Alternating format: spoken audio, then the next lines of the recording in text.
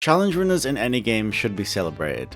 They showcase just how good and/or fast you can finish a game, and it's different from any other form of competitive thing.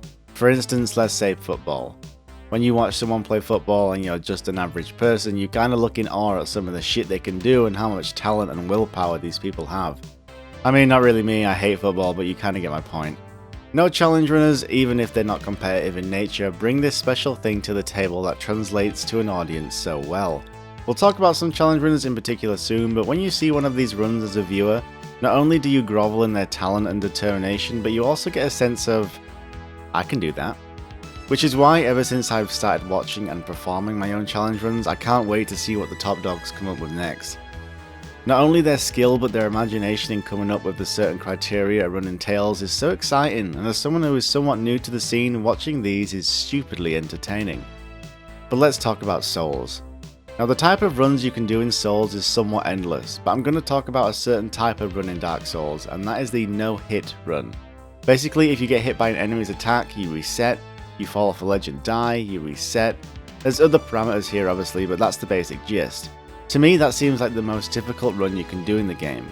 Not only do you have to get lucky with RNG, you have to spend months and months actually studying the game's areas, the game's enemies, attack patterns, most efficient route to take. This alone takes so much practice, but the beauty of it is, anyone can attempt it if they invest the time into it. And that's such an awesome trait to have, and one of the reasons why I love this form of media so much. If you haven't ventured into the no-hit challenge runs and want any recommendations, I'd recommend 3 dudes. Squilla Killer, Happy Hob, and Faraz. Not only do you see the highest tier of player Dark Souls has to offer, but they're also great dudes as well. And I'll be waiting for my check in the mail.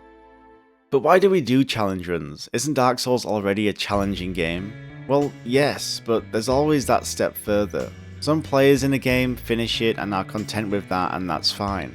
Some, on the other hand, hunger for more, and I'm just speaking from my personal experience. I love these games so much, and sometimes I want to play the game but I don't want to go through normally, per se. I asked Squilla Killer the same question, and he had this to say. Mainly just for the value and like also the lessons too. Like it teaches you how to kind of make systems to get through something that's very, very unlikely compared to when you start.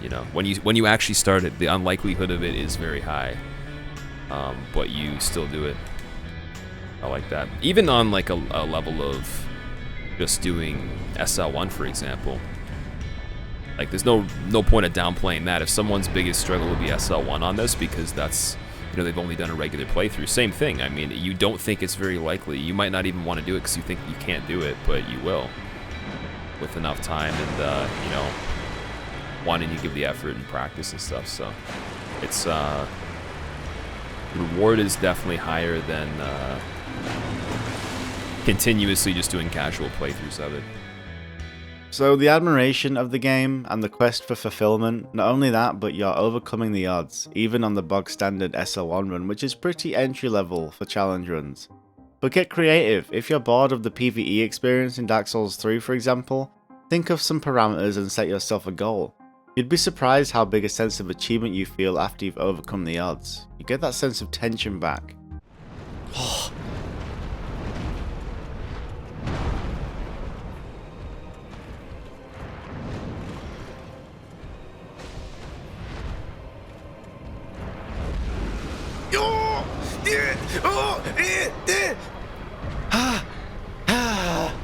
Oh, Jesus.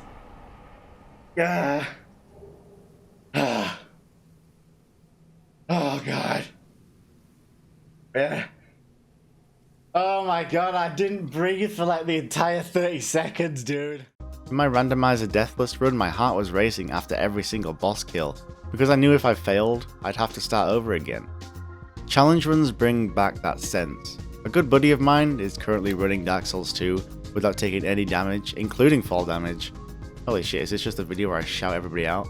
But Stava, I'm sure many of you know this gentleman, at the time of writing this is doing this run, and although it has different parameters to a no-hit, it's so tense even from a viewer's perspective, and they're just so much fun to watch, yet so anxiety-inducing. But as I mentioned, if you've gotten a tad bored of the PvE and the PvP just doesn't do it for you anymore, Try getting creative and coming up with some of your own. It might even rekindle your love for it if you've lost that spark. I know it had for me. It was getting such a chore to play Dark Souls 3 until I introduced guidelines and had to follow them, and I don't plan on stopping anytime soon. I know where these guys get this drive from. Yes, it's tough and it'll beat you down, but the core of Dark Souls is still there.